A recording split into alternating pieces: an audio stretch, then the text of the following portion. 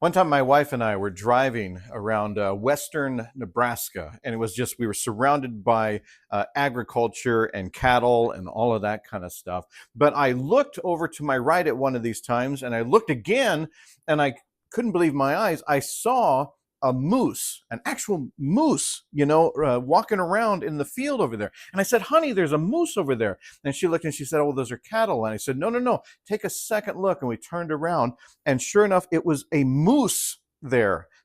Sometimes when it was something we didn't expect, but we needed a second glance in order to see it more clearly. Sometimes it takes a second look to really see things much more clear. We go through our phones and we see headlines and all of this kind of stuff, or we see people and we judge them at their first glance, and we don't take the time to take that second look.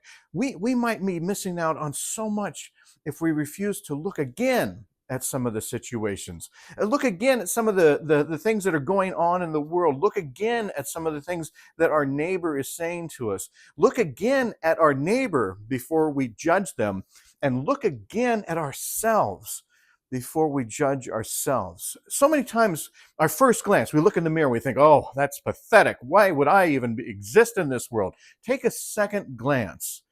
You might like what you see. Look at the things, get a different perspective, get a different look.